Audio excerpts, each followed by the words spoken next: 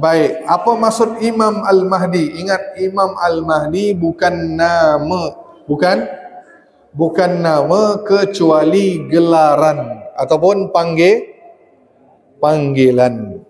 Nama Imam Al-Mahdi itu nama yang lain, bukan Mahdi.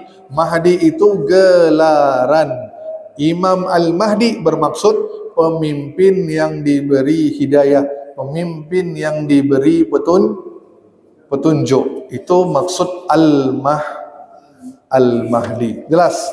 Jadi kalau ada yang kata saya Imam Al-Mahdi, kalau nama dia Mahdi, dia bukan Imam Al-Mahdi. Sebab nama Imam Al-Mahdi lain. Sebagaimana hadis Nabi SAW. Apa kata Nabi SAW? Hadis riwayat Imam Ahmad. Walaupun hadis-hadis ini hadisnya ada yang dhaif, ada yang hasan, tapi yang ini hasan. Apa kata Imam Ahmad merujuk kepada hadis Nabi SAW?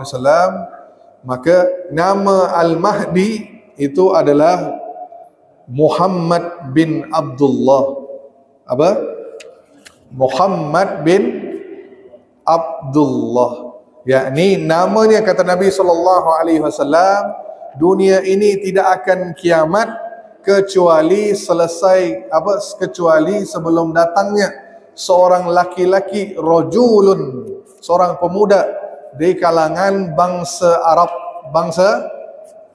bangsa Arab yang namanya seperti nama aku dan nama ayahnya seperti nama ayahku, dan dia dari ahlul baiti, dari keturunanku, dari keluarga Rasulullah sallallahu alaihi wasallam.